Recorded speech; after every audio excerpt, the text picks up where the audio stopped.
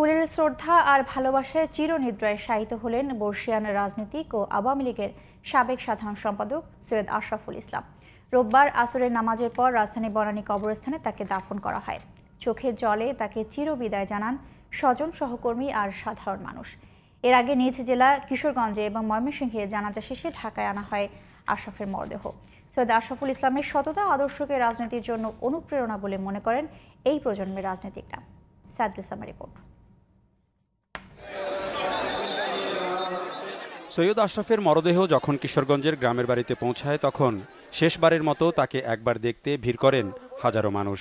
তার শেষ বিদায়ের সময় জানাজায় অংশ নিতে ঐতিহাসিক শোলাকিয়া ময়দান তখন জনসমুদ্র যেন।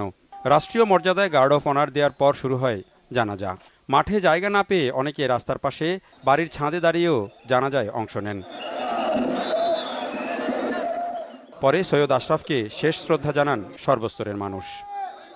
নির্লোভ মানুষ, যার কোনো লোভ ছিল না, টাকা পয়সার কোনো লোভ ছিল না, ক্ষমতার কোনো লোভ ছিল না। তিনি যা করে যেতে পারেননি, আমরা সৈয়দ আশরাফের সেই অসমাপ্ত কাজ করার জন্য উজ্জীবিতভাবে জননেত্রী শেখ হাসিনার নেতৃত্বে এগিয়ে যাব। এরপর কিশোরগঞ্জ থেকে ময়মনসিংহে নেওয়া হয় সৈয়দ আশরাফের মরদেহ। দুপুর 2:30টায় আঞ্জুমান ঈদগাহ মাঠে তৃতীয় জানাজা শেষে মরদেহ আনা হয় ঢাকায়। আসরের নামাজের পরপরই তার মরদেহ আসে শেষ ঠিকানা বনানী কবরস্থানে। সেখানে হাজারো অনুরাগী, সহকর্মী আর সহযোদ্ধা অশ্রুসিক্ত নয়নে তাকে শুইয়ে দেন মাটির বিছানায়।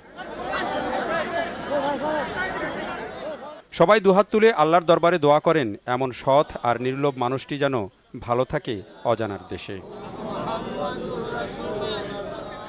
সৈয়দ আশরাফ যে রাজনীতি আর সততার আদর্শ গড়ে গেছেন তা বর্তমান প্রজন্মের কাছে অনুকরণীয় বলে মনে করেন তার স্বজন আর এই প্রজন্মের রাজনীতিকরা। 75 বাবা মারা যাওয়ার পরে he was proxy father to us, so we have lost our father second time. তার যে আদর্শ শিক্ষা আমাদেরকে দিয়ে গেছেন, আমি বিশ্বাস করি আগামী প্রজন্ম সেই শিক্ষায় শিক্ষিত হয়ে বঙ্গবন্ধু এবং জননেত্রী শেখ হাসিনার সোনার বাংলা গড়ে তুলবে। এই প্রজন্ম রাজনীতিবিদরা যদি আশরাফ সাহেবের জীবন থেকে কিছু না শিখতে পারে তাহলে এটা দেশের জন্য দুর্ভাগ্যজনক হবে, কিন্তু আমি আশাবাদী। গভীর সংকটের সময়েও আওয়ামী লীগের রাজনীতিতে আলো জ্বালানো সৈয়দ আশরাফ গত কয়েক মাস ধরে ফুসফুসের ক্যান্সারের সাথে লড়াই করে শেষ পর্যন্ত হার মানেন বৃহস্পতিবার রাতে। Saidul Islam, GTV news, Dhaka.